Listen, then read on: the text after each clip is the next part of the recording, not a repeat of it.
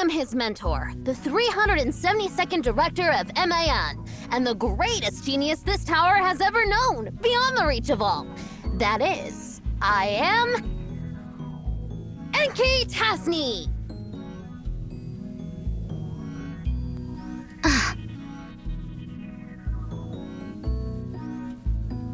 Oh, I forgot to mention. My full name is Ninsar Tasni, and the director Tasni you mentioned is my younger brother. Because you didn't ask? I don't give out answers unless I'm asked. Huh? What's up with all the silence? Why did everyone suddenly get so quiet?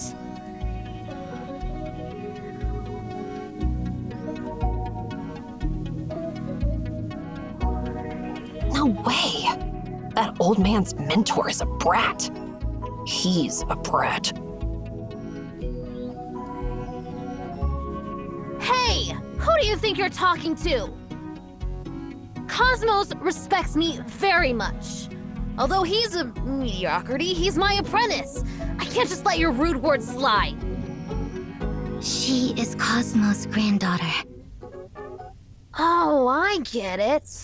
That makes sense now.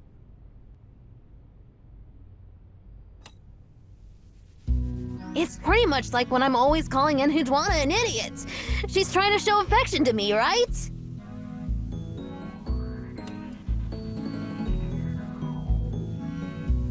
Who are you saying is trying to show affection to you? You brat zero! Don't cover me now! Sorry about her misbehavior. Looks like you're really getting along well. Just like us, right, Ninsar?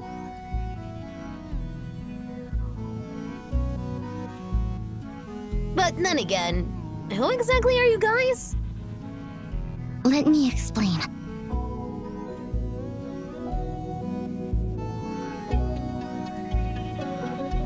I see. So you've come from 80 years in the future.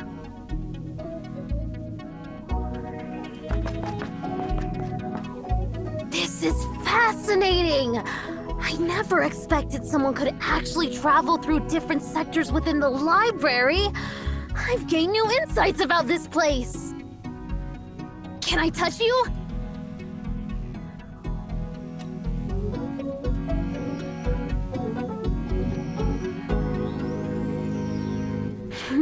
Your skull looks normal.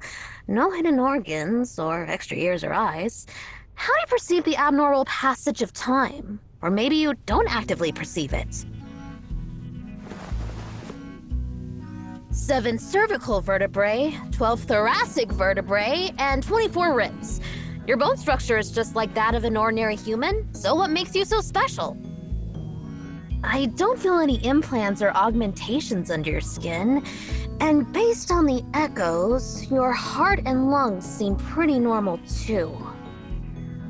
Well, let's examine your lower back, tailbone, and pelvis. Master Anki, please be gentle with our seer.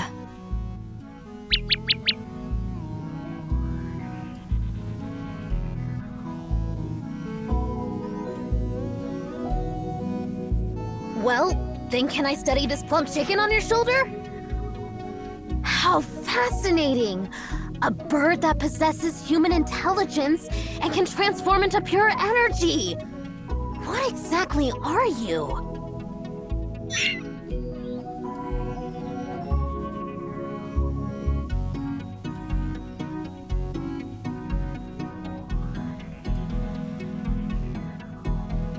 Can you show me your ability? I mean, the ability to travel through different time sectors.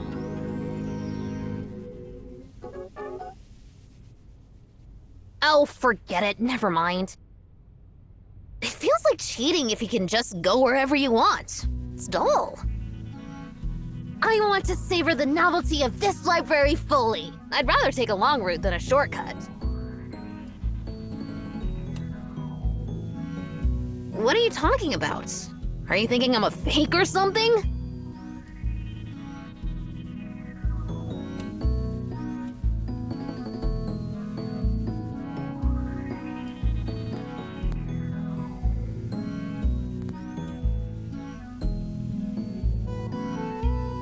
truth verifier, the singularity explosion model, and the complete language? What the heck? I never made any of those.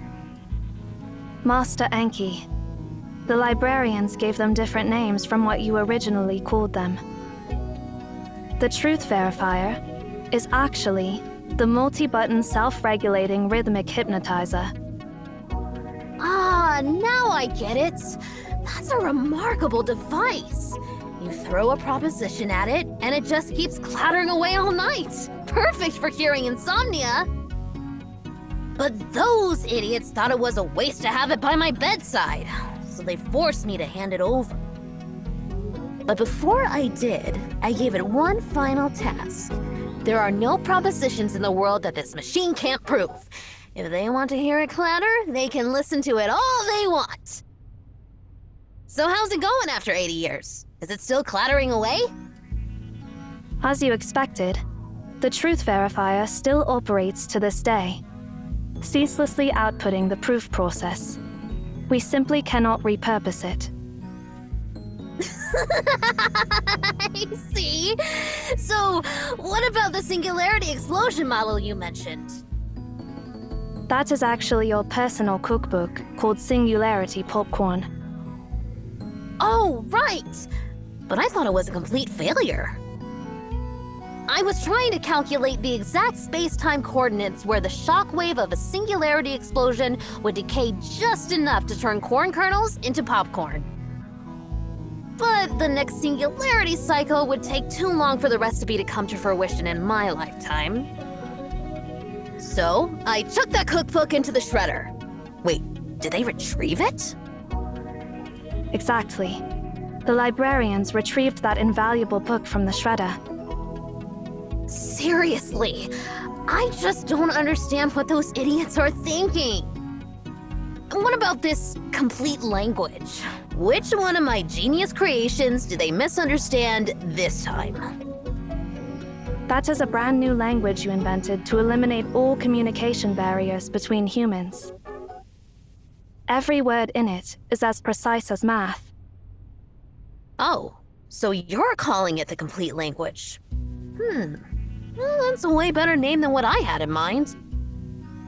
I was going to call it a vulgar language even fools can understand. Those idiots speaking different languages keep annoying me every day. So, to solve the problem once and for all, I dedicated myself to unifying all the swear words in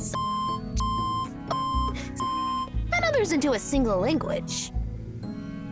All I need to do is unleash a string of curses in that language, and anyone, anywhere in the world will perfectly understand what I mean. I'm busy, so stop bothering me and get lost! And the best part? It retains the emotional essence of the original obscenities!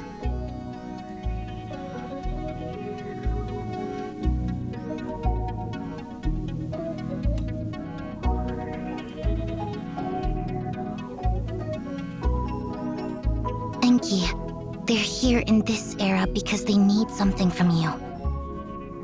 Oh, right. You guys are here for that copper sphere, right? Got any specifics on it? Yes, it is here. Awesome, let me take a look. Nope, never seen it before. I have no idea what it is.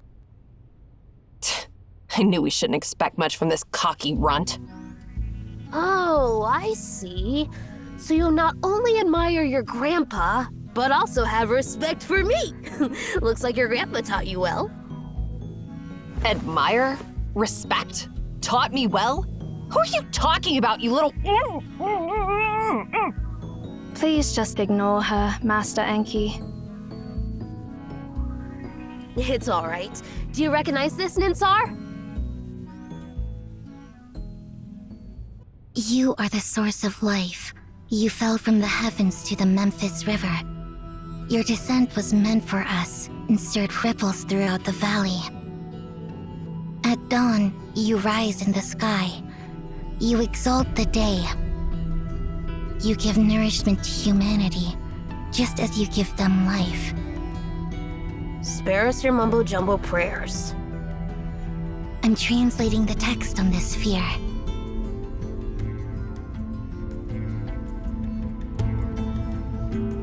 It's a hymn, an ancient ode from Memphis praising the sun. More specifically, it's a hymn written by the 18th monarch of Memphis, Akhenaton, in praise of Aten, the god of the sun. If I'm correct, this copper sphere you recovered from the Philistine Sea. It's the god of the sun for ancient Memphis. Yeah. Now that you mention it, I start to understand why it looks a bit like the star simulator I made earlier. I see. So basically, this stuff is a magnetically confined fusion reactor. Huh? Tokamak? What is that?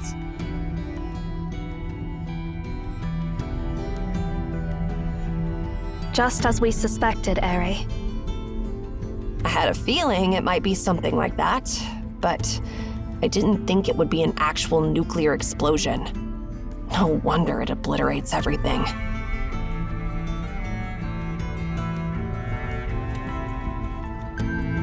Why are you so surprised? Even the real sun is just a massive fusion reactor.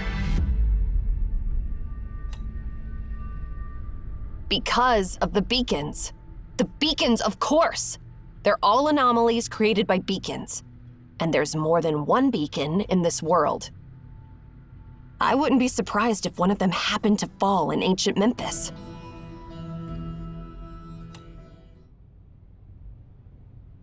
It's not really a god. At least, not in the grand universal sense. The idea of God originally came from ignorance. Ancient people did not understand the unknown and could not control it, hence they revered it as gods. It has nothing to do with rituals, worship, sacrifices, fear, obedience, or faith. It is just a collective term for things beyond human knowledge. And any phenomenon caused by these things beyond human knowledge is called an anomaly. Any highly advanced technology might seem like magic at first. But once you unveil the mystery, you'll realize that it's just boring stuff. But come to think of it, for early humans, the sun was a celestial body that brought life to everything. For present humans, the sun is a star that constantly produces nuclear fusion inside. Worshipping the sun for humans is like worshipping farming and production.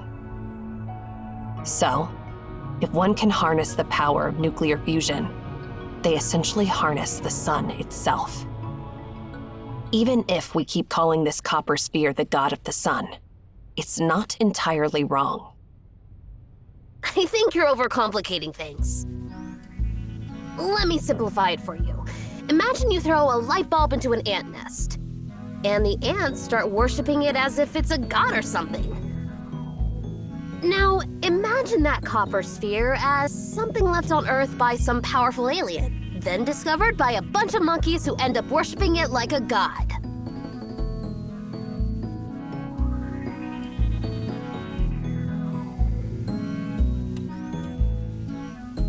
Well, that's one way to look at it. Anyway, if there's a command that can control the copper sphere, it probably wouldn't be in the language of Memphis, or any human language. It is obvious that this sphere was created by someone else. Let's call them gods for now. Naturally, those creators used the language of the gods, or a language completely alien to human understanding, to command their creations. Interesting. Now that's interesting.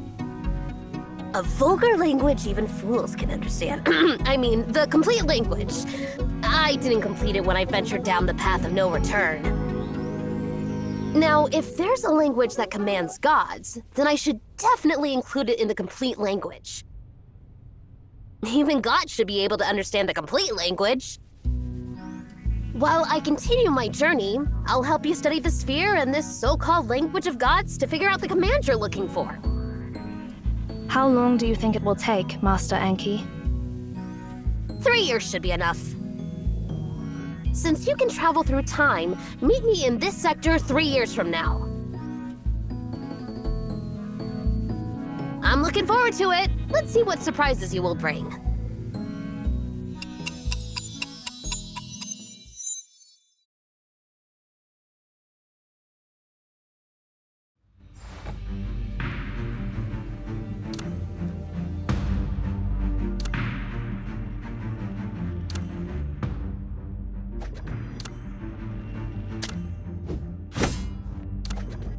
Many paths, but they all lead to the same place. I rarely engage in joint operations with others.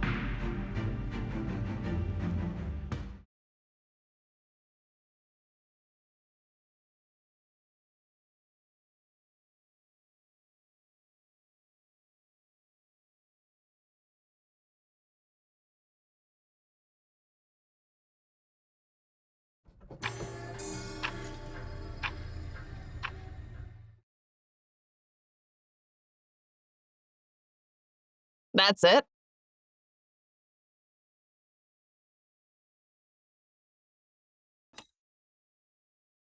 Feels like nothing really happened at all. Like always. What did you do exactly?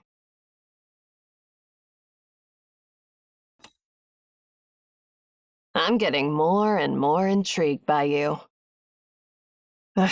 Never mind. Report in, Zero. Working on it.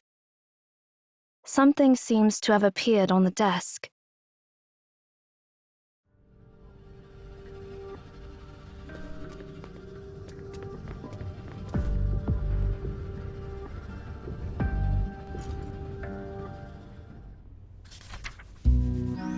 Hey, fools! If you're actually reading this note, congrats! You've made it to the world 3 years later. Praise me, Master Enki, the great god of wisdom! I've sifted through all the documents I could find and translated everything about this copper ball into modern language. P.S. I was thinking of writing the conclusion of a vulgar language even fools can understand crossed out in the complete language, but Ninsar said you probably won't get it, so I gave up on the idea.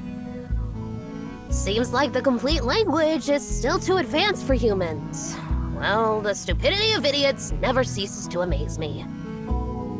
I've stored most of the documents in the library, planning to show it off to you. But then I realize it's not worth showing off at all. Displaying knowledge that even morons can comprehend is just plain boring. And who knows if... Anyway, there are 5 documents in total. If you guys don't have anything better to do, look out for them. Let's get back on track. I'm holed up in the conference room because of some emergencies. I've hidden the access to the conference room in the Hall of Keys. Grab it first and then come find me. I left some markings on the path to the Hall of Keys, so keep your eyes peeled for them. What kind of markings, you ask? Well, the kind only a genius like me can create. Don't bother looking for me if you can't even recognize them. After all, communicating with a dimwit would just bring me down to their level.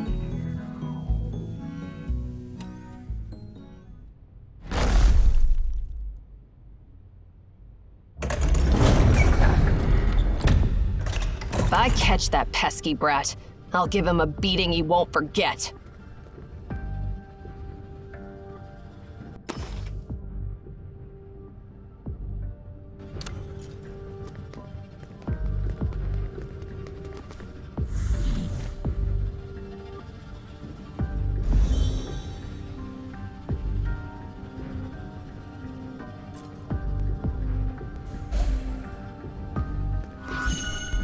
Why is this area in shambles? Is it abandoned?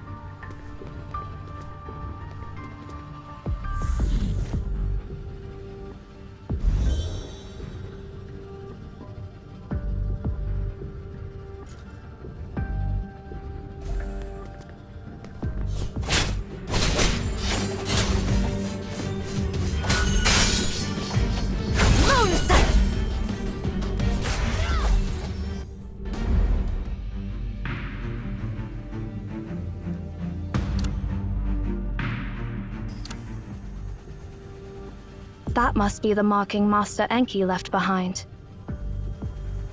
Let's follow it.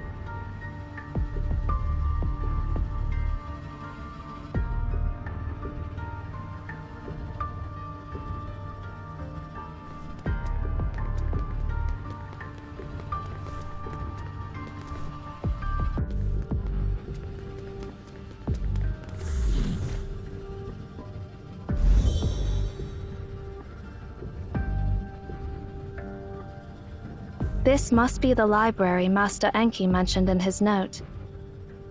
We should keep an eye out for the documents that Master Enki mentioned.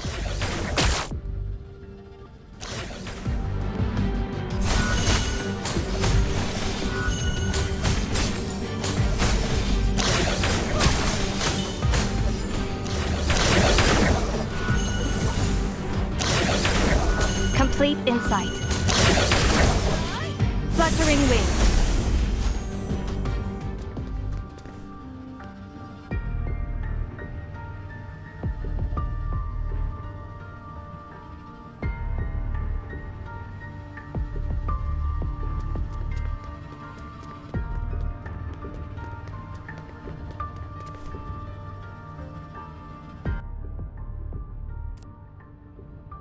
It seems most of those who knew the secrets of Akhenaton were killed by the Pharaoh. No wonder nothing related to Aten has survived to this day. Once people obtain great power, it's common for them to seek monopolization.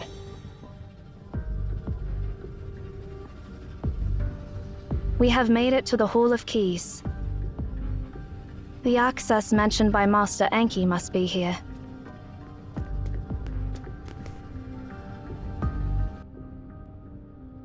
All things have names.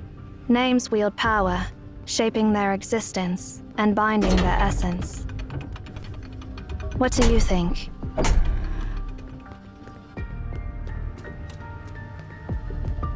Yes, a name. It can become a form of bondage, in a sense. But it's intriguing how humans managed to control the anomaly. The people of Memphis were truly bold.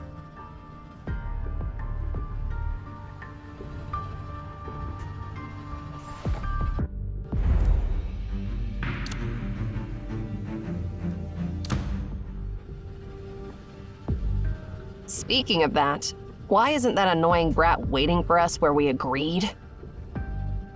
Is he trying to hide from something?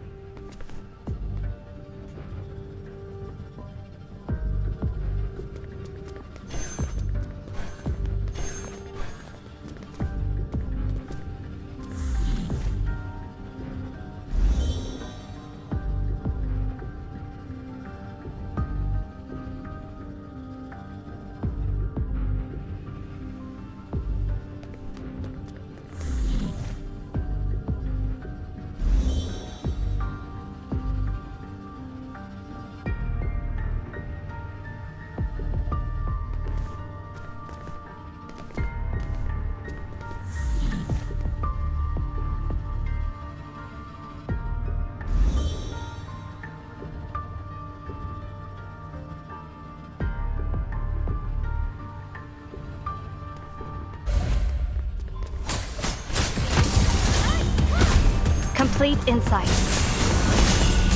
Fluttering wings. Onto. End it all. Waning crescent! Protect everyone. The conference hall is just below. Let's keep moving.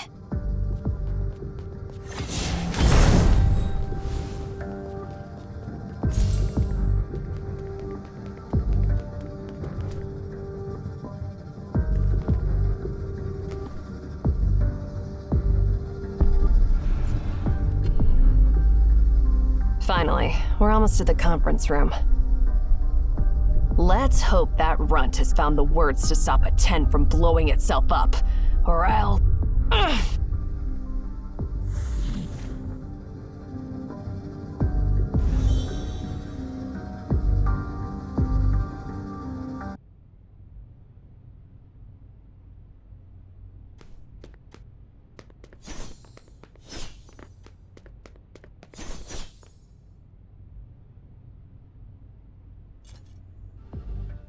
Hey there, fools from 3 years ago!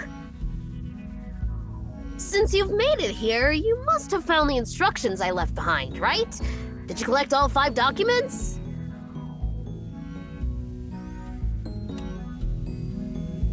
Not bad. Even fools can gain wisdom through learning. Well, in any case, I gathered a lot of documents from the Memphian era and studied the light bulb thrown into the ant's nest. Huh? Aren't we talking about the copper sphere you showed me earlier? Aren't you looking for a way to turn it off? Well, I managed to decipher the language of its creator.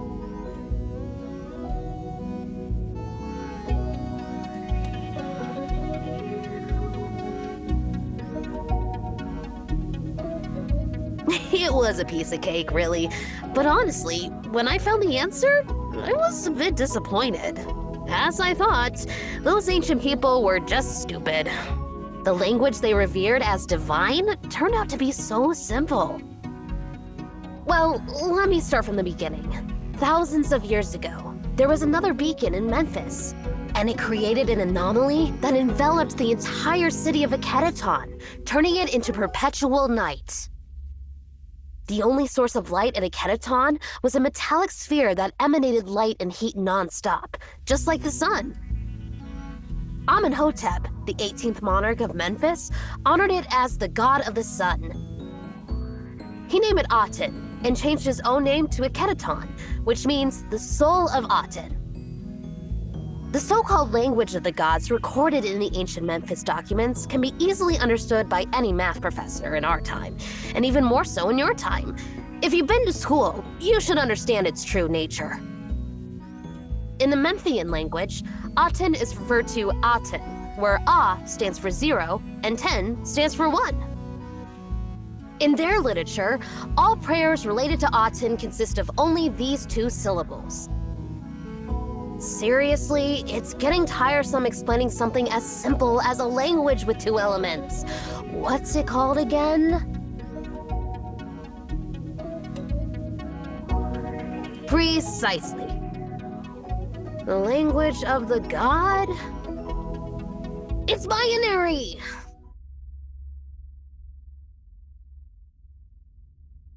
It's funny how millions of people worship the god of the sun, trying to please it with their prayers. But in reality, the god was waiting for them to give it commands. It responded not because it was happy, but because they happened to stumble upon the correct code. I've delved into your era over the past 3 years, of course, mostly with information provided by Ninsar. It makes me laugh whenever I think about Akhenaten's capital city. It must have been like a keyboard, with each prayer being a key. Countless people spent decades typing away, finally stumbling upon a few valid commands, which they carefully transcribed and preserved as oracles. They could have commanded the sun to rise, yet they knelt to pray to it. Is there anything more stupid than that? And to think that the prayers from thousands of years ago eventually became the cornerstone of human civilization! That's the greatest joke ever! Tragically, Pharaoh Akedaton accidentally stumbled upon the last command, which turned out to be the self-destruction command for that copper sphere. So, yeah. Hecaton got completely wiped out by the god's anger. That's the whole story of Hecaton and Aten. I thought it'd take me 3 years to uncover the secrets of this language of the gods. Turns out, it only took me 3 days. No, at most 3 hours.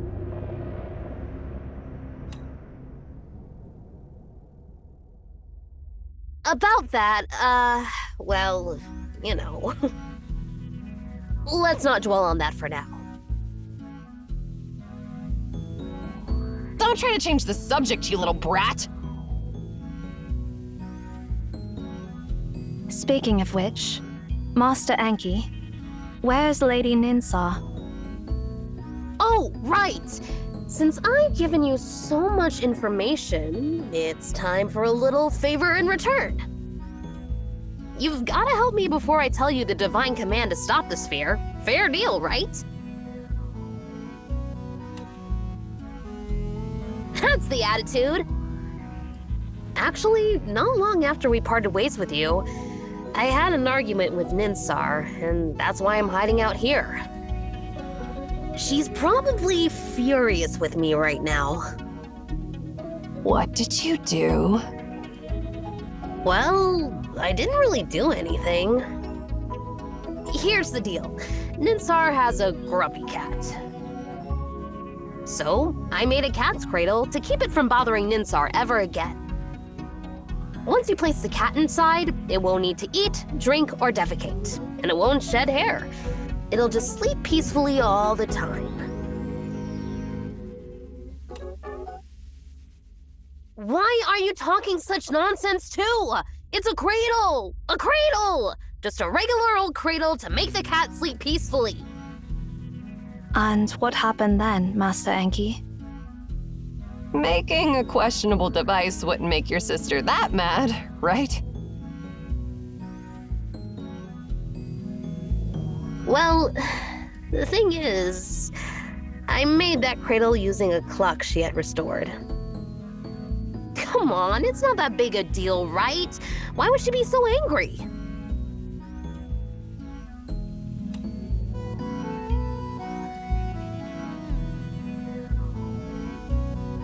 Master Enki, with all due respect, you really brought this upon yourself.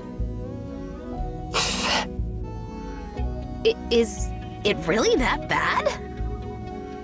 Hey, you! Is it seriously that bad?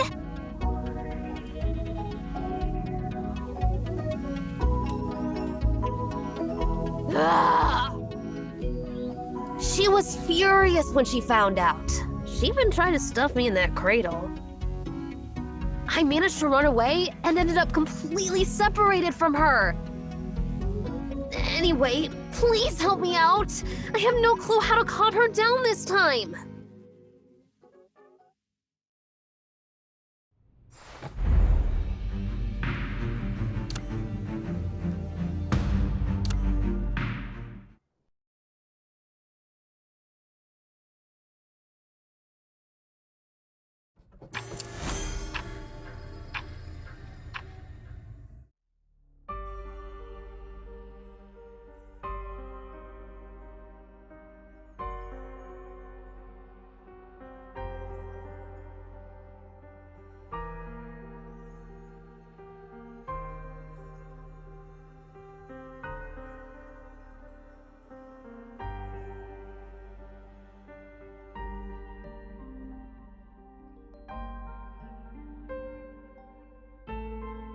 Do you know the answer to the library, Ninsar?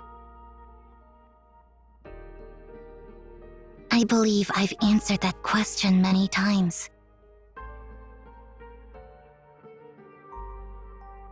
I keep asking this because not even you know the answer. You're being mean.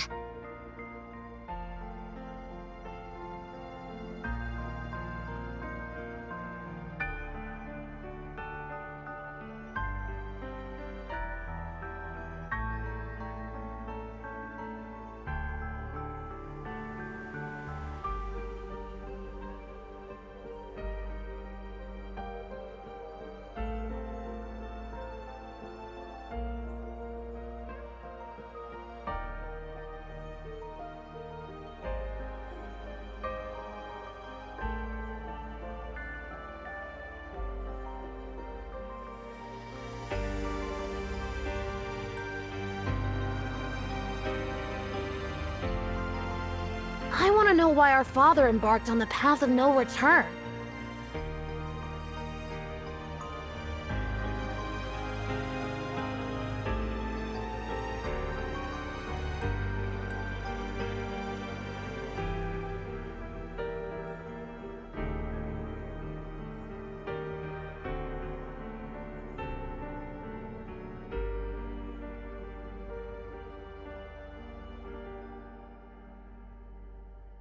I guess I'll have to pick up my pace.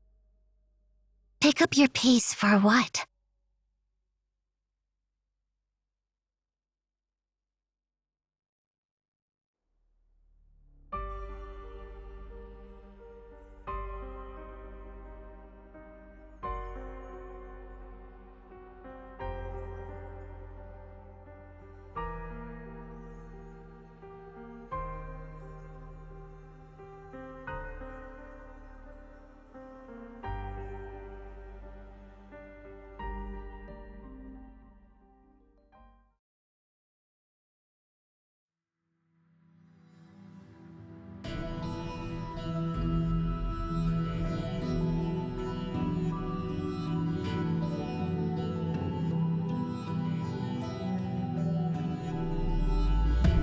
So, you're the successors from the future. So, visitors from another sector. What are you seeking?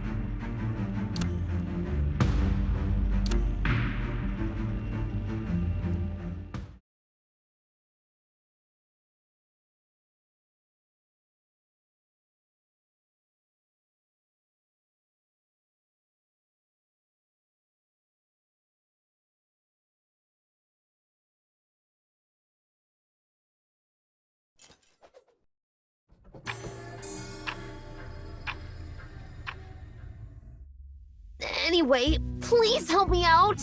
I have no clue how to calm her down this time.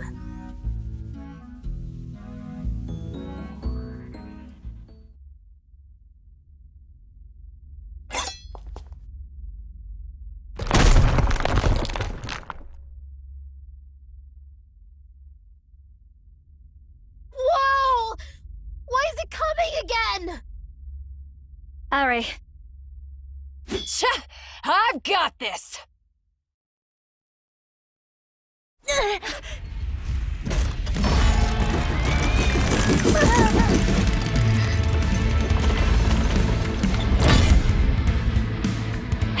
pesky brat! How am I supposed to make this monster stop? Attack the clockwork behind it! That powers the entire mechanism!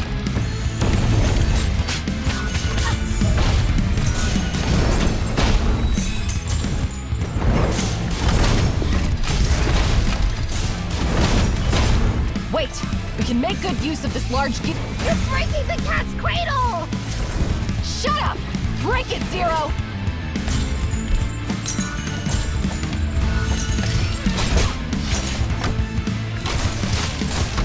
flickering wing.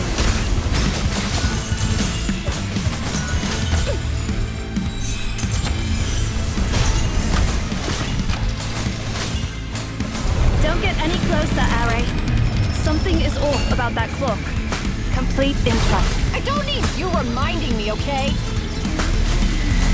So your cat's cradle here is equipped with a star annihilator? Well, technically, it's a plasma ray emitter for cleaning purposes. Futile effort!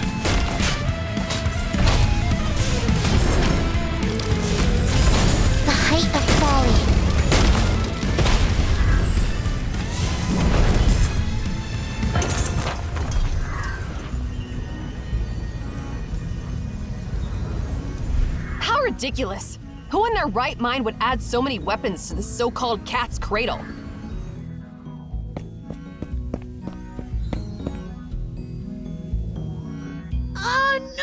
No! Why did you smash my cat's cradle? It's a gift I made for Ninsar. But why did you... this invention took me so much time, and you just...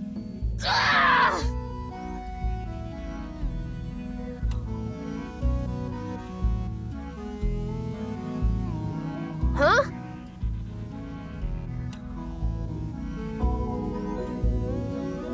Well, the point is, such an awesome name will never get used.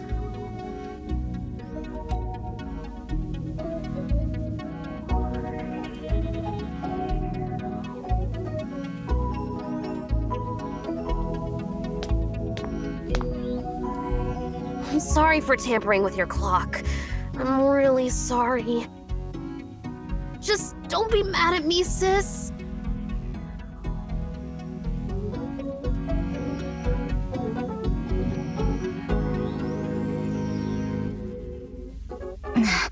Never mind.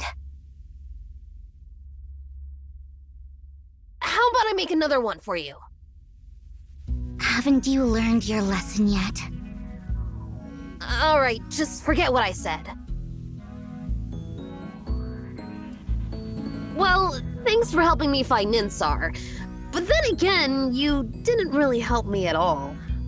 Feels like it's not a good deal for me. Cut the crap, you little brat. If it wasn't for me, you would have been stuffed into the coffin by that intelligent weapon you made. Just hand over the command to stop that copper sphere from blowing itself up. Master Enki. Keeping promises is a virtue. I see. It seems my silly brother bragged to you about something he hasn't actually figured out. It's true that he figured out the grammar of the language of the gods without too much effort. But knowing the grammar and knowing the specific words are two different things. For the past 3 years, Enki has been trying relentlessly to decipher the command to stop Aten from self-destructing. Unfortunately, there are very few examples left in the ancient Memphis text, and he didn't have enough material for semantic and logical analysis. That's why the progress has been slow. Oh, yeah, that's what happened. There should be a complete list of Aten's commands in this library. No, I mean, there has to be. But heck, how am I supposed to find that list in this mountain of books? Finding a particular leaf in a forest might be easier. Or maybe just give me more samples of Aten's commands. If you want me to find the answer, you should at least tell me the full riddle, right? But what's left from the era of Memphis is either mutilated or too vague. In short,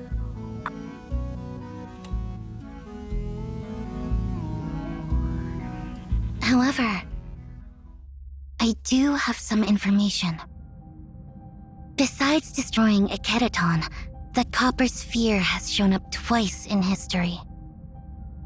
One of them was 2,000 years ago. 2,000 years ago. Back then, Obed was under the rule of the 5th emperor of the Arsacid Empire. Exactly. Actually, Aten was taken by Emeon at that time, before it got lost for some unknown reason. 2,000 years ago, that was the last time Aten shone in history. Perhaps you should go back and ask the people of that era. Maybe they can give you more valuable information.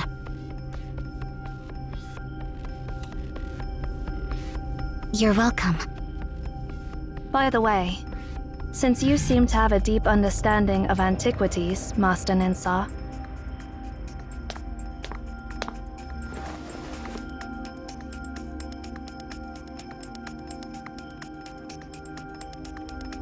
do you know anything about this? This belongs to Darius. Looks like you got caught up in some unexpected incidents before arriving here.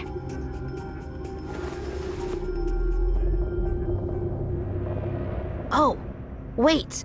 Wait!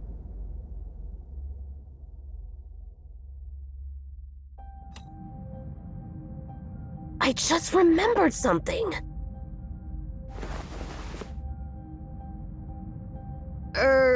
Eerie, well, Cosmo's granddaughter.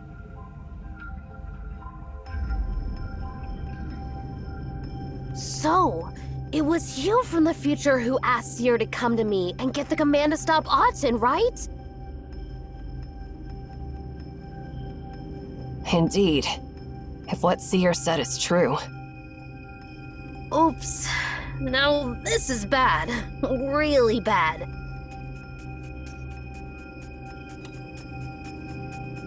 Haven't you realized it yet? I wouldn't have bothered investigating Autumn's divine words if it weren't for your arrival. You sparked my interest in this field. If I hadn't met you, how would I know anything about Autumn's divine words? Why would I have studied such a thing?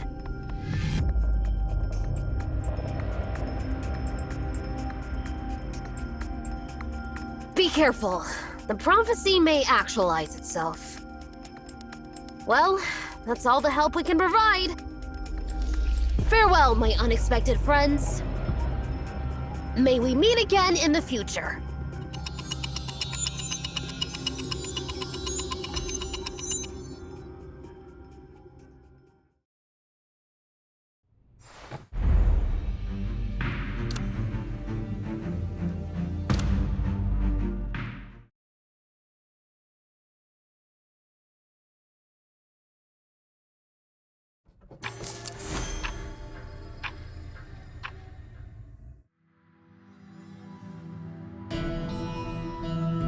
Aren't you sorry for letting them go?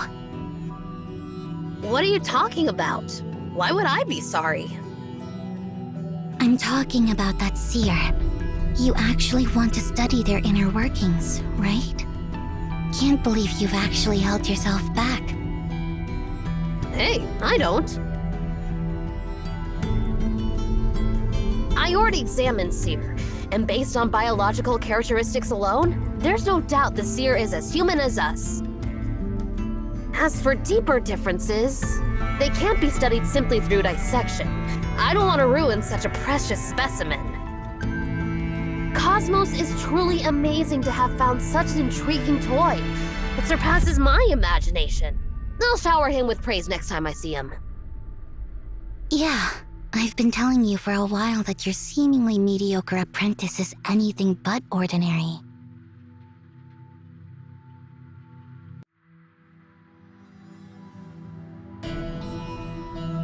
Are you leaving too? You are Enki's apprentice. How interesting. I can't see your answer. Perhaps you'll reach greater heights than Enki in the future. I'm flattered. Master Enki is a true genius, while I'm just an ordinary person who is lucky to have made it this far. Not many admit their mediocrity. I don't think mediocrity is a derogatory term. A genius is like a lone bird, rejecting everything and having no place to rest. While mediocrity is like a tortoise, knowing its limits and moving towards a single goal. Eventually, the tortoise reaches greater heights. A mediocrity with sharp words. What a shame that Enki hasn't seen your true nature. You've hidden your brilliance well. You have beautiful eyes. I believe they will reflect even more valuable things in the future. May your journey ahead be filled with endless surprises and magnificence.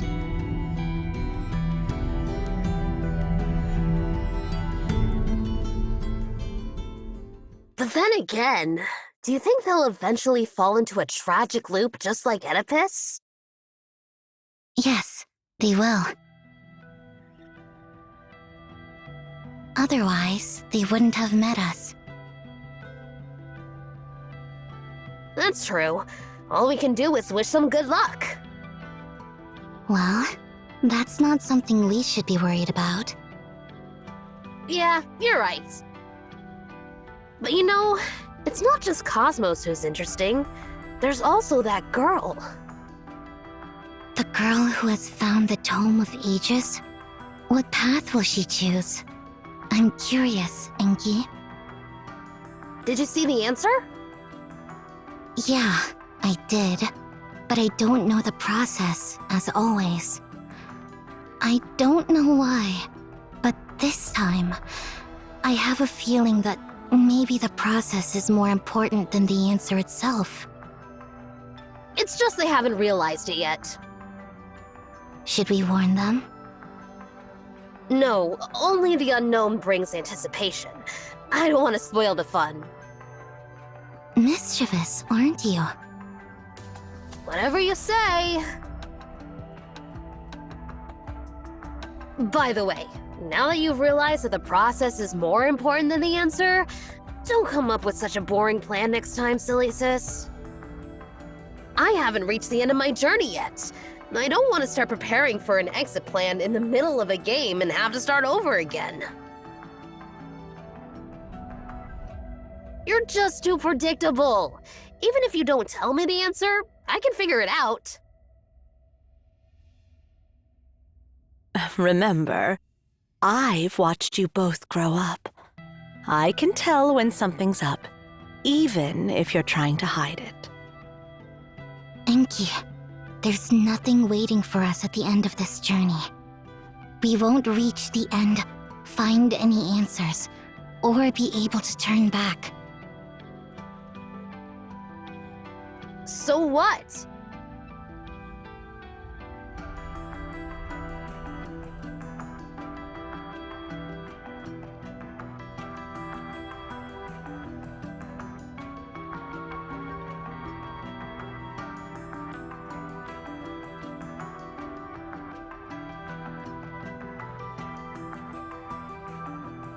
Don't go. No matter how hard we struggle, we are bound by our limited lifespan. As long as we are limited by our mortal bodies, we'll never reach the end. Don't go. Don't go. Don't go. Don't go. Don't go. Don't leave me behind.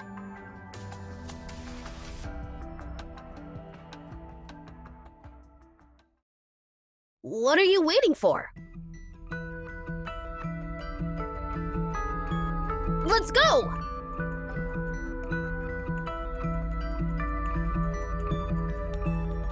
Can't you, for once, consider your true desire, silly sis? Out of everyone here, you're the one who wants to see the end the most, right?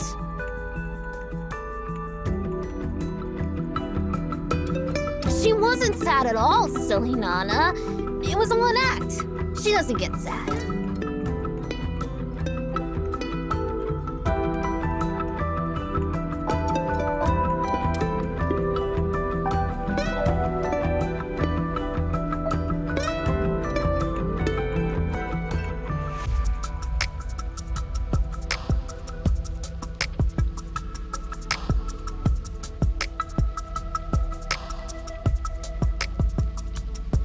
Yes. Let's go.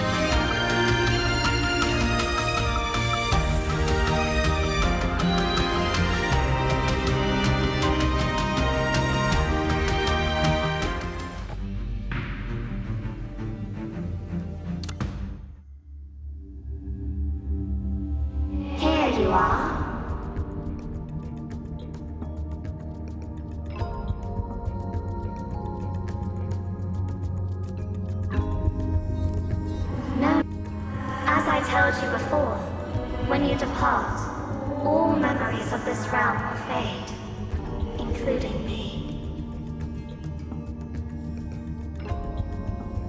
That girl is quite perceptive, so this time, I've blocked her presence. Don't divulge too much to her, and don't place too much trust in her at this moment. Even if everything is predetermined, I don't want any harm to befall you. Come, your journey awaits, filled with challenges and perils. Fear not, I'll forever protect you. I know where you're headed. It's the origin of all casual ties. I've adjusted your coordinates.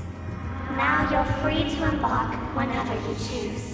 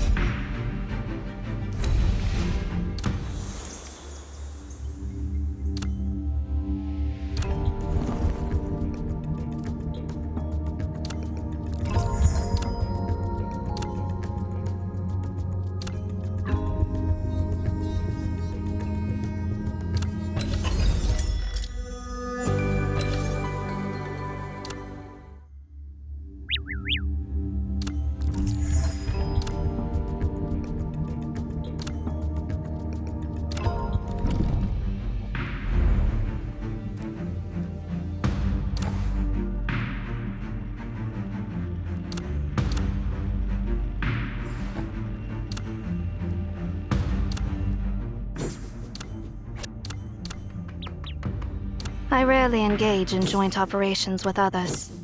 You are all such good kids. Many paths, but they all lead to the same place. Mer, let's go.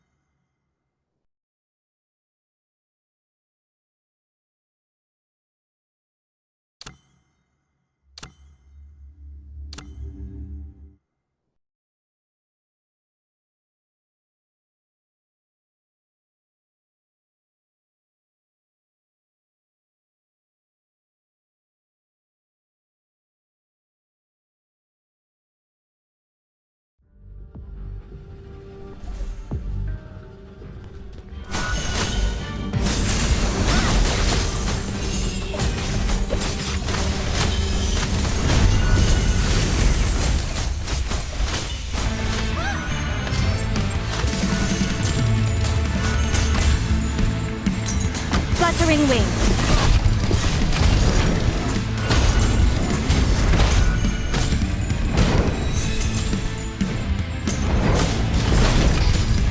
The height of folly. Wait! We can make good use of this large gear.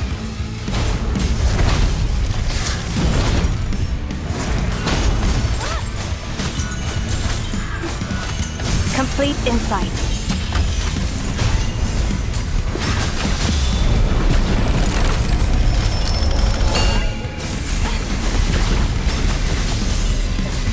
Onto. End it all.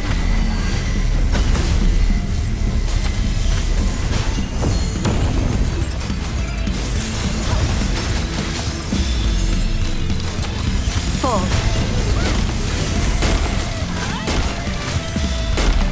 insight. Moonset!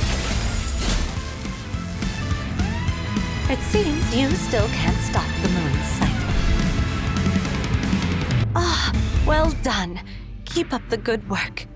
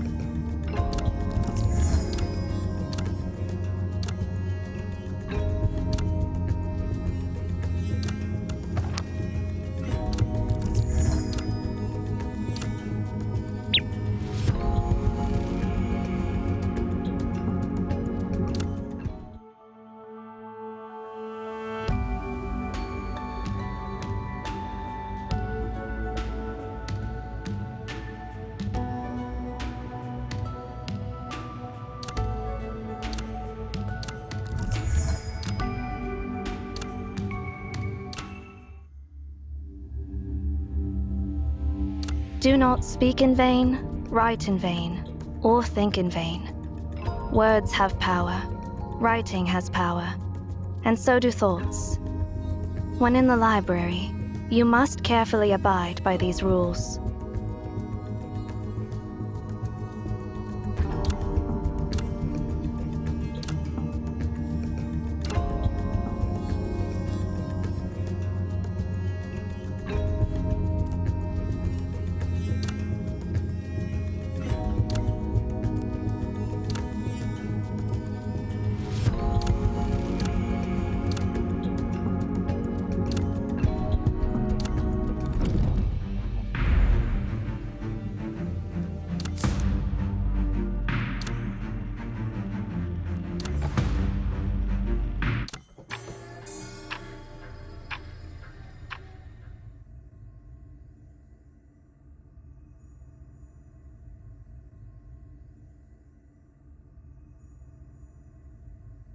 Father, I have arrived. Just in time, Rubicon. Look at the water lilies in the pond. They were brought here from Memphis. This is a tribute from the governor of Memphis province. The lilies were plucked 20 days ago from the banks of the Memphis River, delicately immersed in jars filled with fresh water, transported on a ship across the Philistine Sea, and swiftly brought to Javriel. Today marks the onset of the flowering season. It would be a waste to enjoy these flowers alone, so I invited you to accompany me. I have also extended invitations to others. General Sarvis resides nearby in his mansion, and he should be joining us shortly. Are you acquainted with him? Yes, I know him. Sarvis is a valiant general. Knowing him is not enough, Rubicon. As my heir, you must remain well informed about all the developments in Javriel. Sarvis was recently promoted to the rank of youngest senator. It is imperative that you maintain a close relationship with him in the times to come. Understood, Father. I shall pay him a visit later. Well, that won't be necessary. He's already arrived.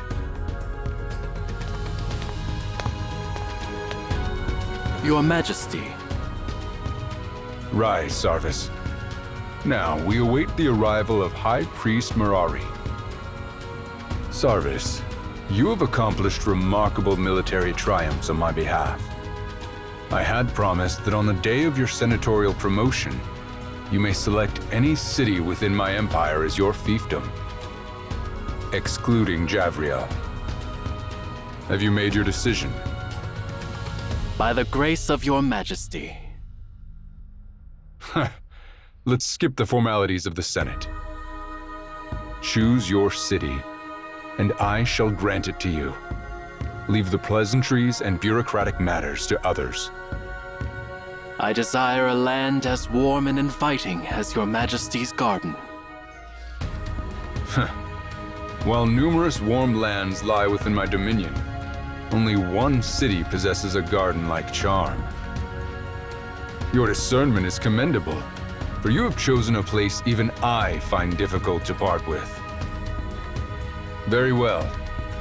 Bellefontaine shall be yours. Tend to her with care, for she is a unique and precious flower, even amidst my vast garden. Ah, here comes the High Priest as well. Greatness be upon you, my lord. May your reign endure as long as the Tiberius River flows through the Eternal City. Indeed, at my age, divine favor is required to sustain my rule over this nation for much longer. Worry not, Father. Your radiance shines as brightly as the sun that illuminates the entirety of Japheth. You've picked up the rhetoric of those eloquent orators, Rubicon.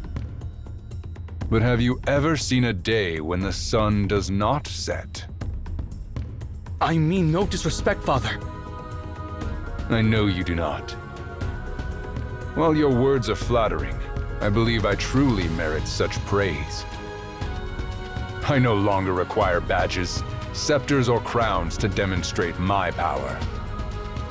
Nor do my accomplishments necessitate statues, poems, or triumphal arches to extol their glory anymore. The Senate recently bestowed upon me the title of the Sacred One.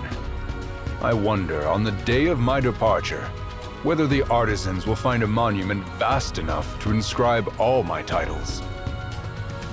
Frequently, I have wondered what further achievements I can attain during my remaining time. My generals have conquered the entire civilized world known to us, and the remaining lands are either too remote or too desolate. My empire has transformed the Philistine Sea into an inland lake. In this regard, I've surpassed all previous emperors in history. When I inherited Javriel, it was constructed of bricks, and when I pass it on to you, Rubicon, my beloved son, it shall be a grand, eternal city. You mentioned the sun earlier, which brings something to mind. The governor of Memphis province sent me a letter along with the flowers. In his letter, he mentioned an ancient legend cherished by the people of Memphis, asserting that their god of the sun was captured by conquerors from the east. According to them, the conquerors hailed from a realm known as the Arsacid Empire. Have you ever heard of that place? To the best of my knowledge, The Memphian legend concerning the god of the sun appears to lack veracity. It is merely a deity concocted by simplistic individuals for their own peace of mind. I understand your piety, Mirari. However, there have been countless gods worshipped in the lands conquered by Japheth. Since the native people believe in those gods, it implies that those gods have favored them, and we Japhethians won't interfere with their beliefs. With that said, it is surprising to hear claims that gods walk the earth as tangible beings that can be captured like treasures. Now, I find that interesting. Rubicon, Sarvis, and Mirari, go to the Arsacid Empire and see it for me. If the god of the sun is truly there, bring it back to my throne. Only Javriel deserves an everlasting son. Father, what should we do to the kings and lands of the Ars Acid Empire? I desire the sun only. If they decline my request, destroy them all. And if they willingly relinquish it, you may decide their fate. Well, I have spent too much time discussing a tiny piece of land. Let us enjoy these splendid water lilies before the sun sets.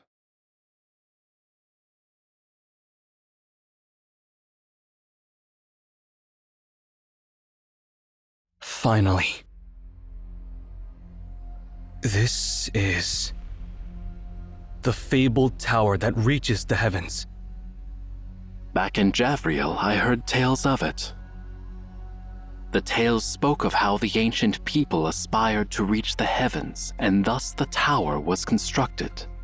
When its foundations were laid, the land was still known by its original name, Obed. I always believed it to be nothing more than fiction.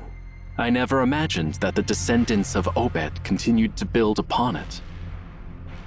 The dreams of mankind are truly remarkable. From the way you spoke just now, one would think that we didn't emerge victorious in our great conquest, General Sarvis. High Priest, I am sure you can sense that even as conquerors, our splendor of victory pales in comparison to this tower. We are facing something that cannot be conquered by force and will never bow to humans. You speak the truth. It is not only blood and sword that invoke awe. It is the achievements built upon intangible foundations that endure.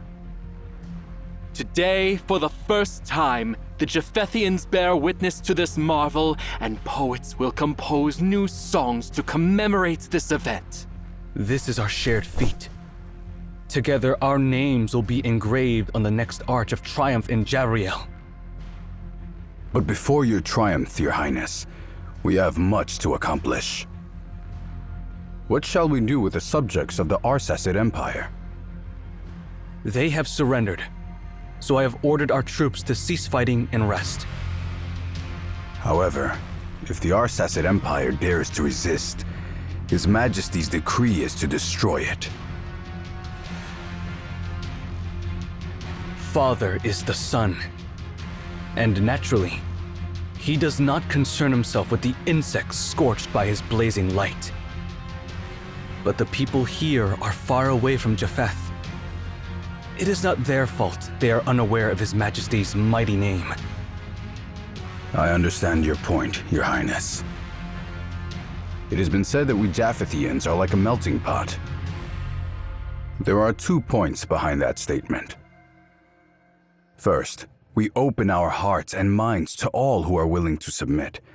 Second, if anyone is as stubborn as copper and iron, we will melt them with our fire until they become part of Japheth.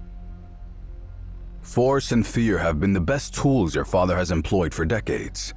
Through them, the fire of Japheth's heart burns brighter and brighter. I agree that those methods are hardly the most effective. If Your Highness allows, I will find gentler ways to integrate the Arsacid Empire into our fold. If we can make the soldiers abandon their weapons for good, they will no longer pose a threat to us, and we will not need to shed their blood. The High Priest makes a valid point. This approach would spare the lives of those people without contradicting my father's will. What do you think, Sarvis? Well, I am just a general and I focus on military affairs only. I will leave the decision on other matters to you and the High Priest. Ah, Sarvis. It is evident that your knowledge and eloquence surpass those of your colleagues in the Senate. Yet, you humbly refer to yourself as just a general. I'll take that as a yes. High Priest, I hereby grant you the authority to handle the people of the Arsacid Empire at your discretion. As you wish, Your Highness. Now, it is time to claim the ultimate rewards for our arduous journey. According to the historical accounts of the Arsacid Empire, it was the Emperor Darius who brought the god of the sun from Memphis to Obed 5 centuries ago. Darius once established the greatest empire in Obed. He made Memphis his province long before Japheth came into power. If this realm were still under his rule, I might have respectfully approached their gates and dispatched a messenger to request an audience. A man who desires to possess the sun must be as ambitious as my father.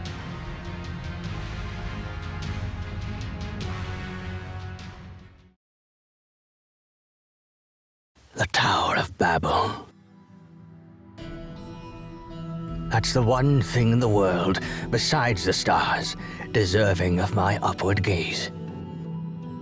It's only fitting that the most glorious trophy should be placed in the highest place of my kingdom. I'm now entrusting it to you, Emeon. What is this, Your Majesty? A good question, and one that I would like to ask you, too.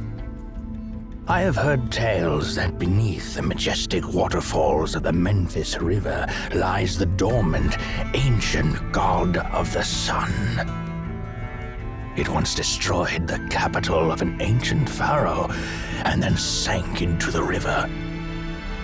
So I conquered the land of that pharaoh and ordered countless individuals to dive into the waters, leaving no stone unturned. But the outcome was a great disappointment. The so-called god of the sun was no more than a copper sphere. While it's well crafted, the artisans of Obed could have created a work of art 10 times more intricate than that. I ordered my people to smash it on the spot. However, even the mightiest warriors of my immortal army could not destroy it. No weapon could even scratch its surface. I had craftsmen construct colossal pyres and burn it for 10 days, yet its shell remained unaltered. Finally, I instructed my warriors to transport it to the highest peak in Memphis and cast it off the cliffs. But it was the unyielding stones below that shattered, not the copper sphere. Since long ago, you have collected many extraordinary artifacts in this tower, and you have recruited numerous scholars from my land. I have never impeded or doubted your endeavors. But now, I am asking for a small favor in return. Unravel the mystery surrounding this sphere, and the reason why the Memphians revere it as the god of the sun. And find out the secret to its immortality.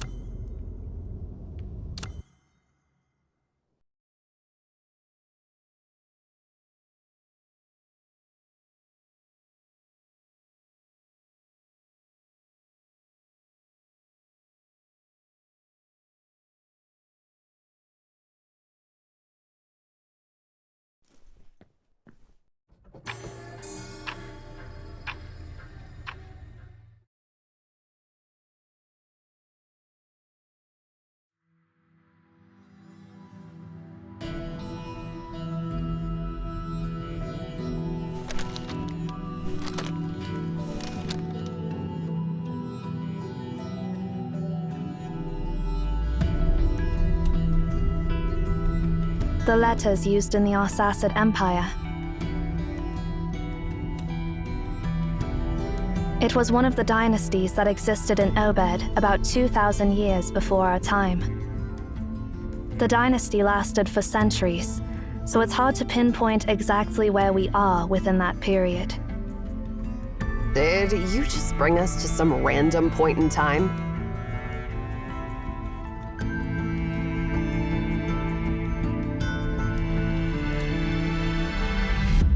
You didn't even have a specific year or coordinates in mind? Just a vague idea?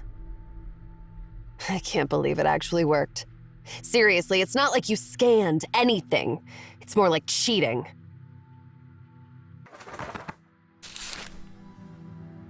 This is a legal document about the sale of grain and a deed to a farm. While it provides concrete information, it doesn't help us determine the exact time.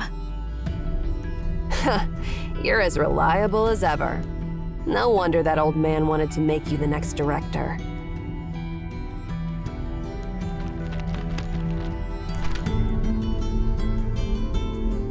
Why did you throw them at me? You can read them too, can't you?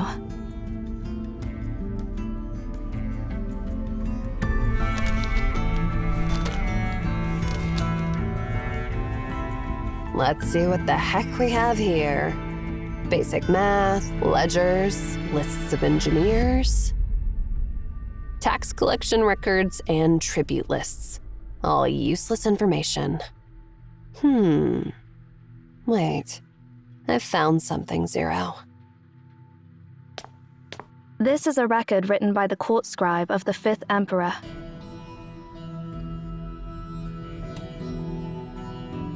He was an unremarkable emperor in the history of Obed, and not well known. Throughout its long history, Obed has been the center of powerful empires at times, and has fallen under the control of other empires at other times. The 5th Emperor's reign belonged to the latter category. During that time, the Japheth Empire in the west, ruled by Emperor Thurinus, was at its peak. Thurinus' armies extended to the farthest reaches of the known world in all directions. In the east, they reached the Arsacid Empire. During his reign, Thurinus sent an expedition army led by his son Rubicon, the High Priest Marari, and General Savis to Obed. However, the expedition didn't result in Obed becoming a new province of Japheth, as was the case with other areas during that era. The reason for the truce remains a mystery, as no records or treaties were passed down through history. However, the Tower of Babel remained under its existing ownership during that war. Amaon, throughout different generations, protected it during all the crises and incidents, ensuring the library's safety and preservation. That's a nice way of saying sitting on the fence. The knowledge stored in the tower is incredibly valuable, so no one would want to destroy it, right? Besides, those old chumps did have their talents, as long as they were willing to cooperate. No emperor in his right mind would give them a hard time. As much as it pains me to admit it, your ability is quite remarkable.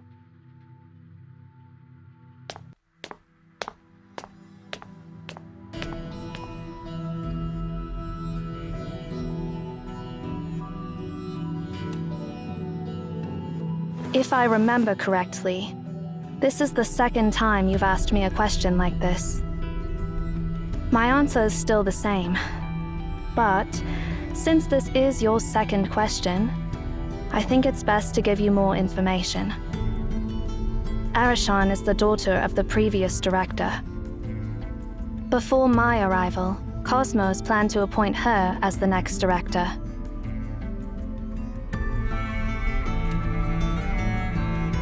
Yes. Similarly, before your arrival, I was supposed to become the next director.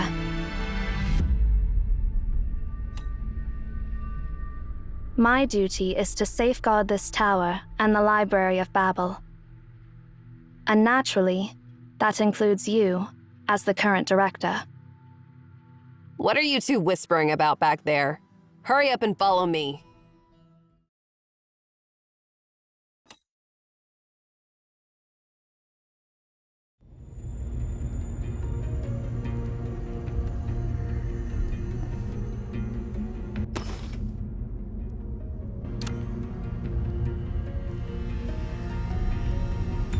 What a rudimentary ancient device.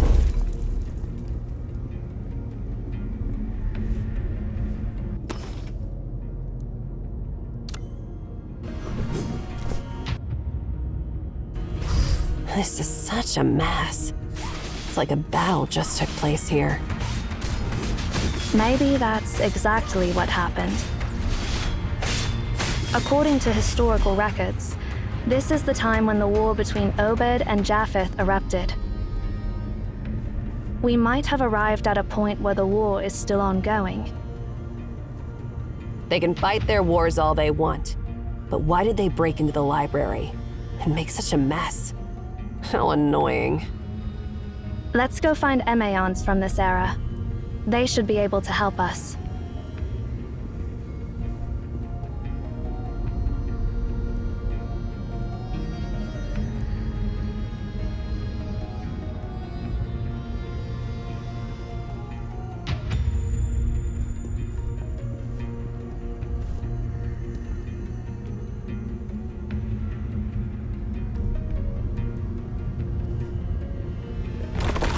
The main path ends here. Let's check out what's below.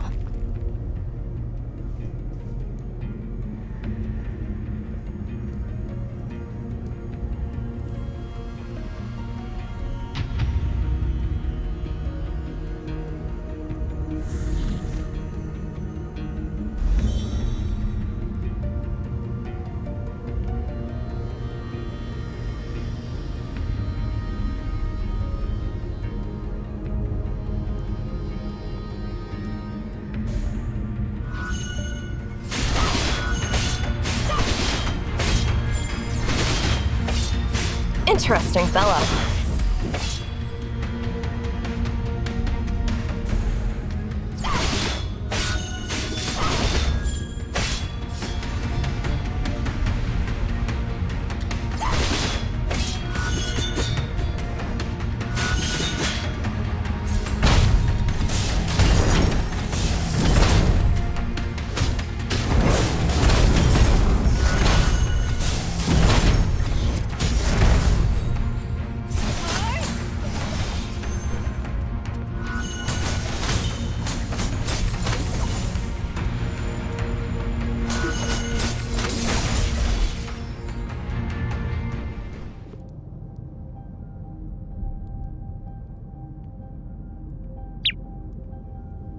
Who's there?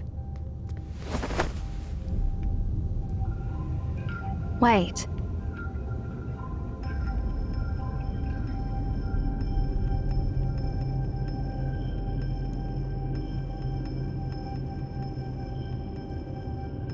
You are...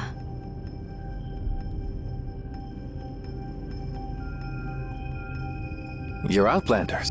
Zero, you explain it to him.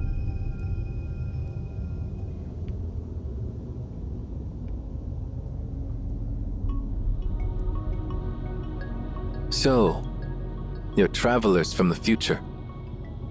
That's truly incredible. Since you're from the future, your clothes must also be from the future. No wonder I can't place their origin. The Library of Babel is truly full of wonders. Could you tell us which era we are in? Since you're from the future, you probably already know that the current ruler of Obed, the 5th Emperor, is a disappointment. Yeah, and we know that the Arsacid Empire was at war with the Japheth Empire. Has the war ended? The war has ended. Despite Tharinius being advanced in years, he didn't underestimate his enemy, and prepared enough troops for a full-scale war. Unfortunately, he overestimated his opponent. The 5th Emperor couldn't manage a single clash on the battlefield. As soon as he found out that Japheth only wanted a specific item from the Tower of Babel, he backed down immediately. Huh. You don't seem to have a high opinion of your emperor. Is it acceptable for a subject to say such things? Emperor. He's far from deserving that title. You mentioned that Japheth only wanted a specific item from the tower. What is it? I've heard that Rubicon's ultimatum mentioned Memphis's god of the sun. I've seen it a few times, but it's disappointing. It's just a huge metal ball that doesn't seem to have any connection to the sun other than its shape. I heard it was a trophy captured by Obed's past monarch, Emperor Darius, after conquering Memphis. The item was sent away by Rubicon a few days ago, and it should be close to the Ephrathoth on the coast of the Philistine Sea by now. Then it will be loaded onto a ship and sent to Javriel. Looks like we're too late. No, not yet. 2,000 years ago, Ephrathah by the Philistine Sea witnessed the final glimmer of Arten. Ephrathah by the Philistine Sea? Hold on. The Star of Ephrathah. History sure loves to play tricks on us.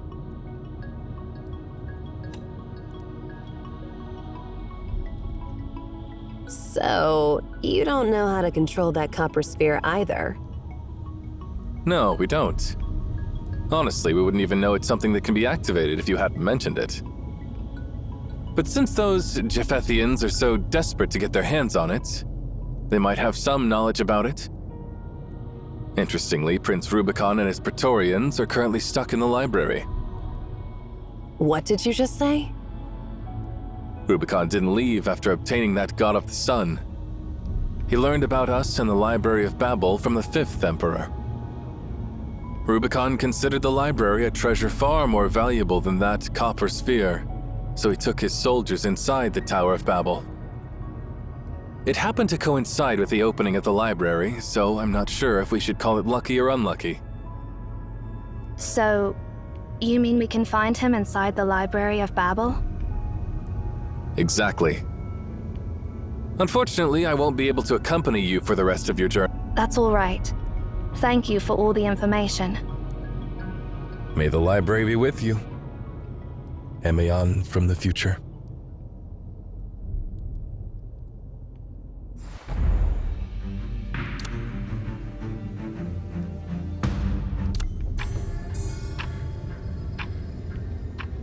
Now we know exactly what to do next. Hopefully, we'll find something this time. Since the Japhethians are after that copper sphere, they must have heard something about it, right?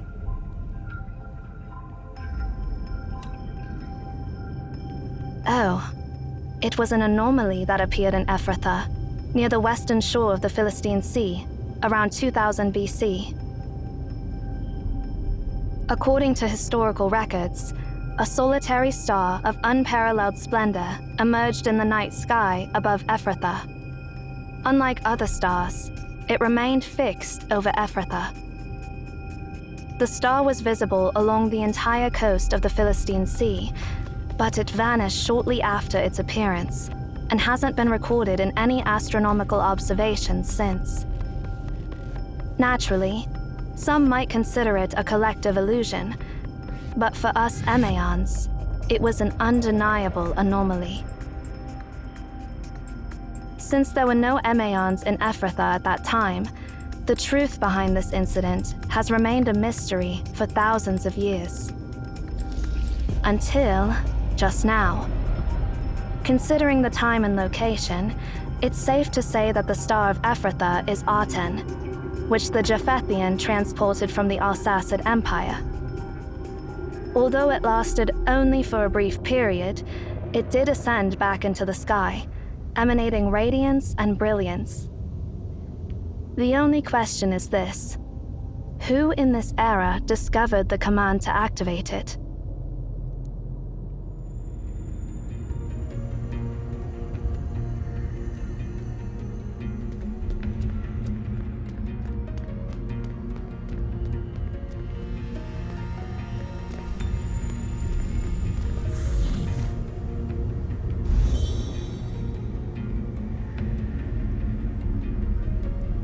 These are traces left by the marching soldiers. It seems like they're not far ahead. Let's hope we can still reason with those Japhethians in the tower.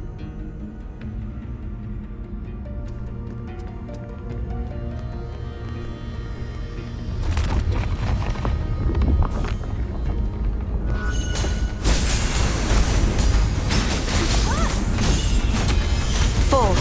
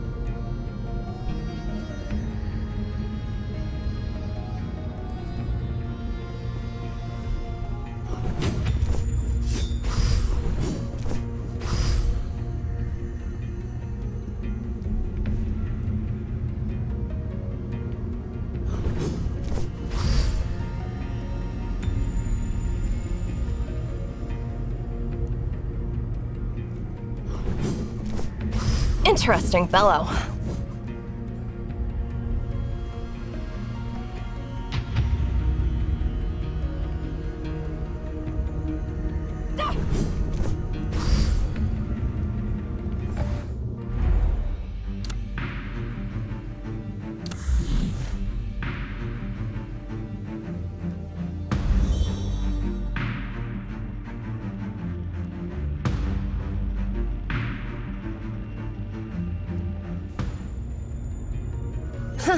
Seems like those unwanted Japhethians are having some trouble too. So, if we lend them a hand now, they'll be more cooperative, right? Looks like you've run into a bit of trouble.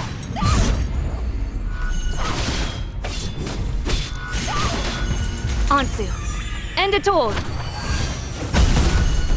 Mer, protect everyone.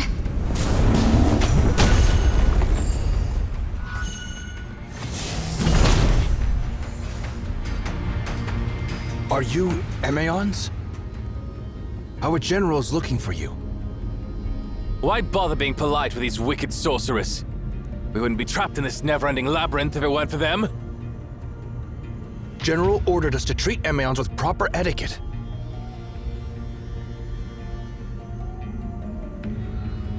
Well, let's skip the pleasantries. To be honest, we're looking for your commander, too. And you should already know that none of you will make it in this maze without us. Are you threatening us? Silence! I apologize. Our general is nearby, but this place is dangerous. Please allow us to clear a path ahead for you.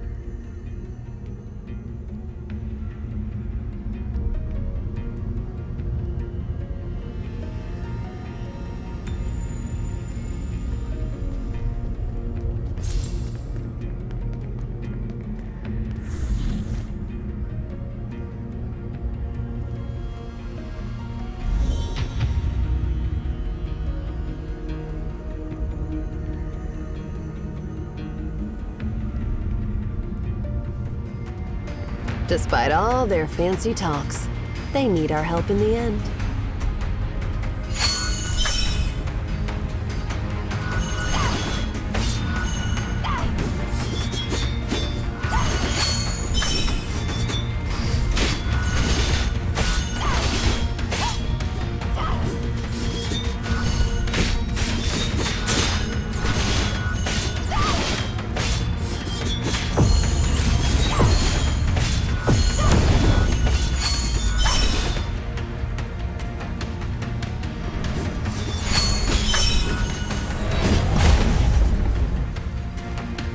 Thank you for coming to our aid once again.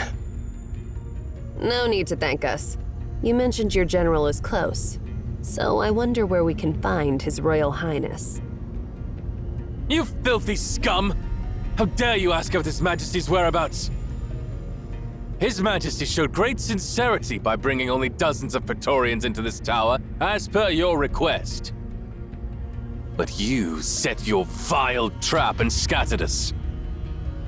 Oh, I get it. You guys got separated. You... Please, Eerie, stop. Our general is just up there, not too far away. Please, head in that direction.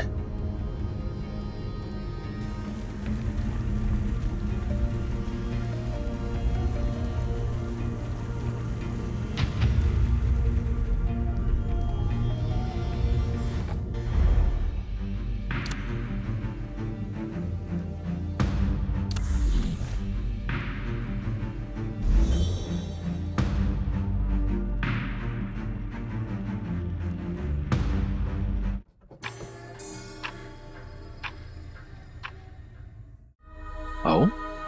You're just in time. Although we haven't met, judging by the patterns on your garments, I assume you are Emeons, the caretakers of this ancient tower, correct? The vastness of this world is truly beyond mortal imagination. When I first heard about the Library of Babel, I dismissed it as mere ramblings of the common folk. Turns out this marvel really exists. I'm sure the Japhethian poets will compose 1,000 new epics about it. Allow me to express my sincere admiration. However, as you can see, we are lost inside this tower. Could you show us the way out?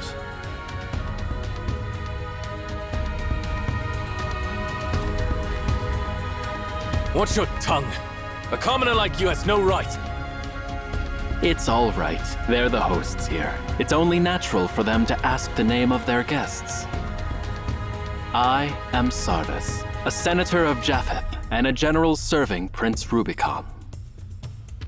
Lord Thuranis is a benevolent emperor who welcomes scholars from all corners of the world. We will be returning in a few days, and if you are interested in joining us, I can take you back to Javriel. But of course, that's on the condition that you lead us out of this fantastic labyrinth. I've heard that Rubicon's ultimatum mentioned Memphis's god of the sun. Until just now.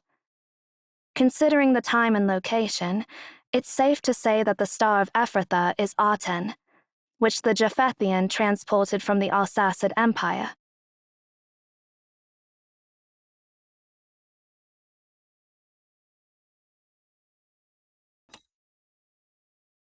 Atem? You mean the ancient god of the sun in Memphis? We've traveled all the way here to retrieve it. Do you have a problem with that?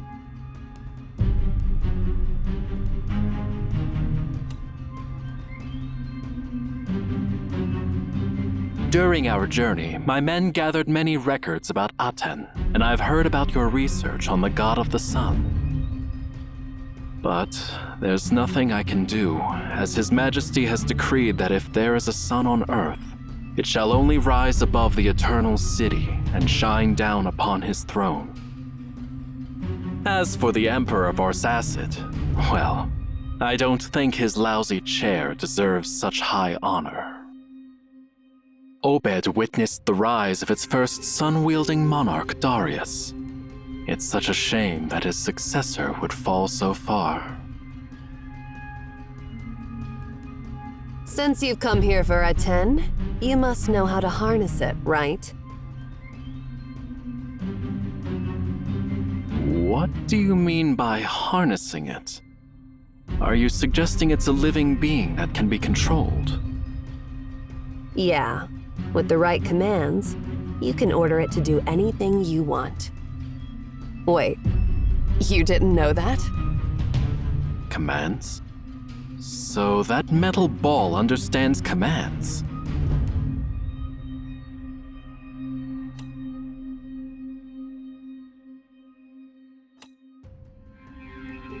Float, Ephrathah, deactivate? I'm utterly puzzled by what you're saying. I've heard that it is said that your task is to listen to prayers and provide answers, not ask questions. If you have forgotten your duties after all these years, I don't mind reminding you. Or are you trying to buy time? Are you using this labyrinth to separate us from Prince Rubicon and now asking questions to stall for time?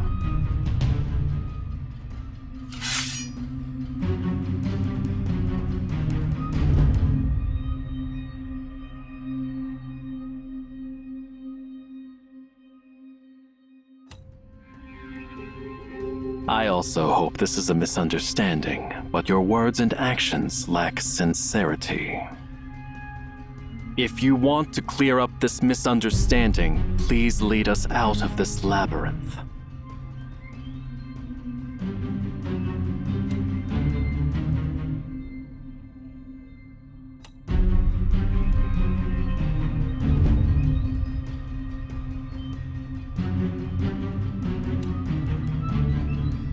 What a shame.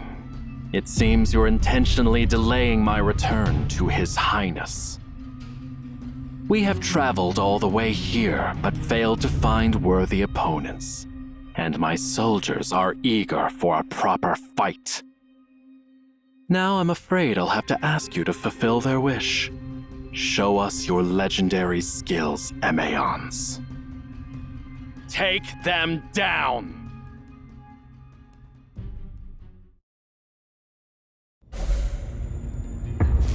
Looks like you've run into a bit of trouble. Looks like you've had some professional combat training. Praiseworthy, but your coordination was a total disaster.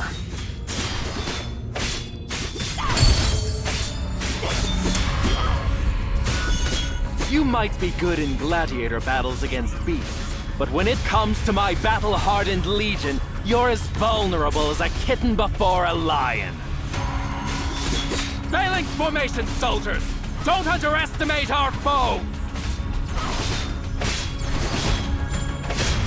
General, monsters are swarming in. Hold the line! Maintain formation! Wipe out all those monsters and capture those Emaons alive! Protect everyone.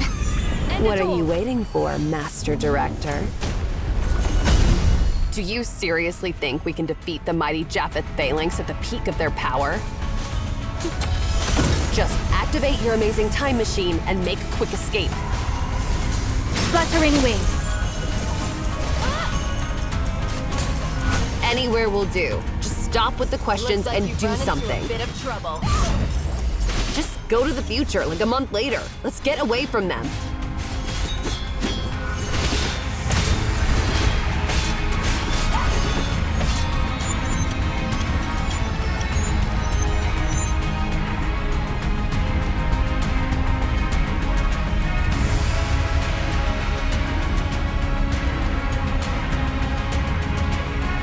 Is your time travel ability malfunctioning or what?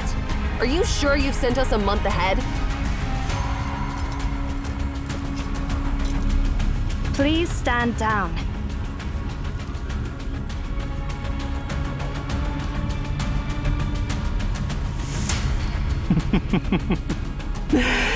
Dear Emaon, I bear no ill intentions. Have you forgotten our agreement?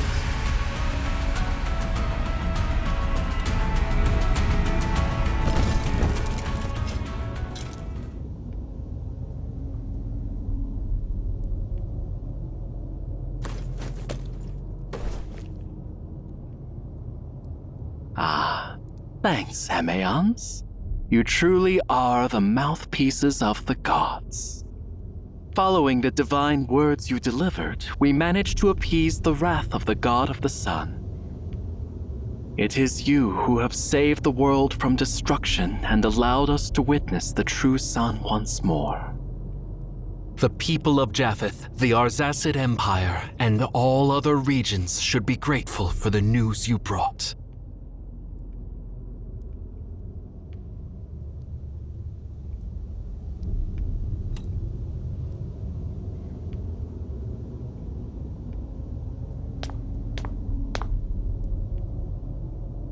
What are you even talking about?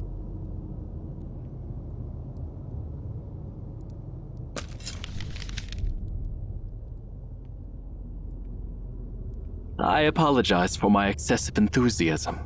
This is the note you asked me to write down.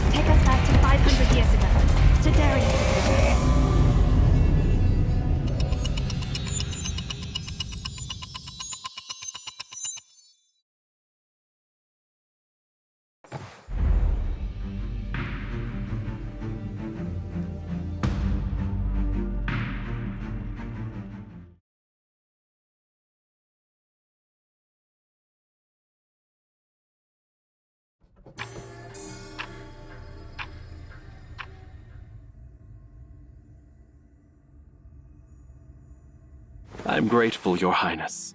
If it weren't for your intervention, I might have been lost in that labyrinth forever. Don't mention it.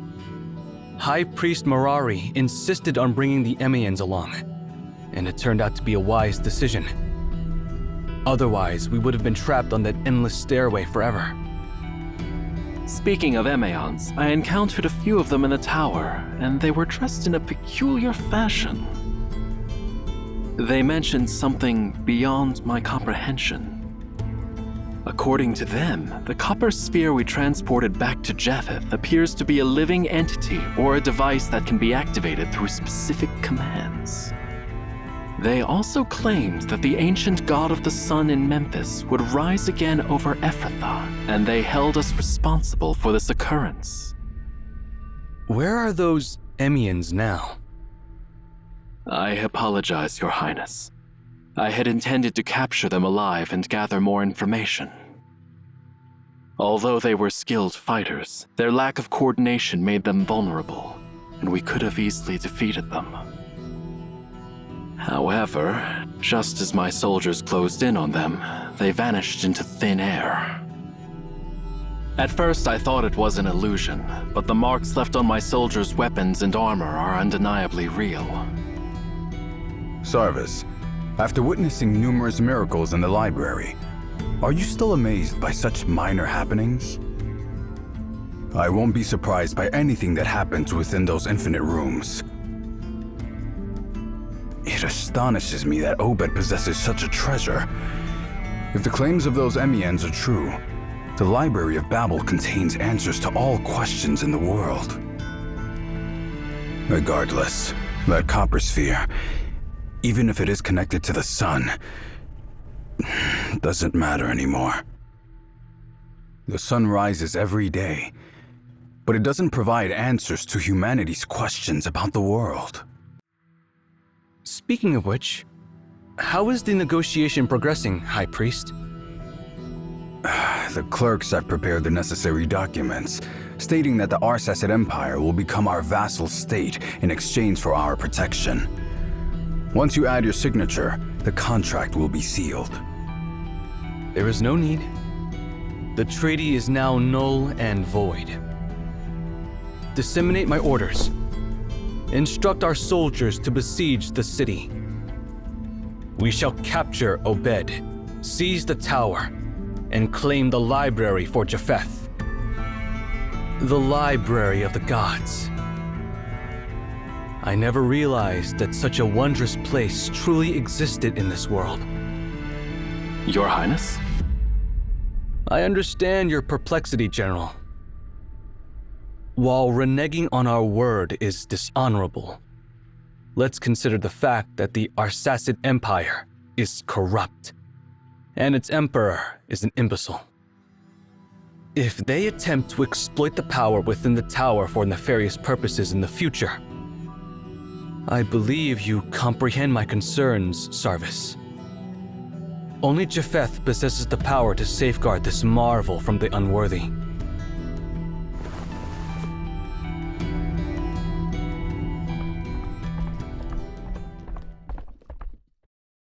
A swift horse is approaching, Your Highness. The rider appears to be a messenger. Bring him to me. Greetings, Your Highness.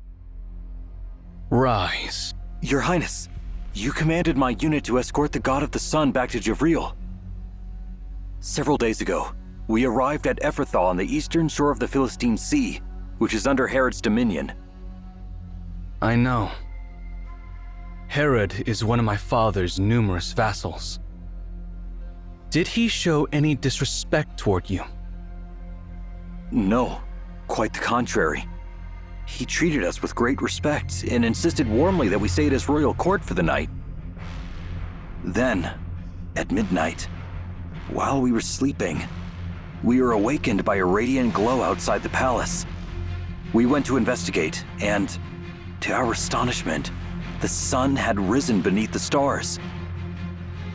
Did the wine addle your senses? What nonsense are you talking about? What I speak is the truth, Your Highness. We witnessed it with our own eyes. Go on. Tell me what happened. Well, my servants, the soldiers slumber now. Now it's time for you to fulfill your promise to me. And should you dare to deceive me, your suffering will be 1,000-fold worse than your darkest nightmare. Your Majesty, every word we speak is true. Our ancestors were once priests of Memphis, serving pharaohs for generations in the distant past. After the kingdom of pharaohs crumbled, we were exiled but fortunate enough to find shelter in your court. Our deepest secrets are never recorded, but passed down through oral tradition among our closest blood relations. Among them lies the secret of the God of the Sun. During the era of Pharaoh Akhenaten, the priests discovered how to harness the power of the sun, bending it to the pharaoh's will. It is the language of the gods. Merely recite the divine words, and the sun will rise at your command. Through it, you shall attain divinity and achieve immortality, just as the ancient pharaohs did.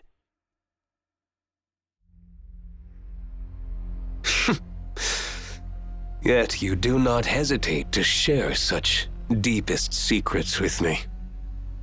It's precisely because you are a benevolent and generous ruler. That's why we're willing to reveal these secrets to you.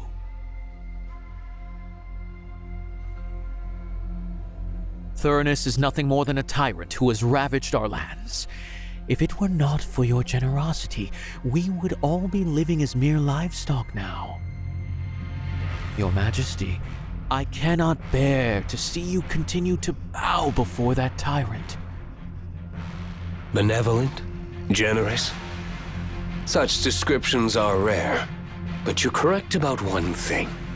We are both kings, So why should I kneel before that tyrant and allow my country to be reduced to a mere province of Japheth?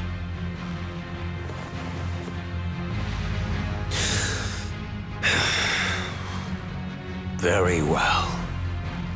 Let me see for myself if your claims hold true. All deeds have consequences. All debts must be paid.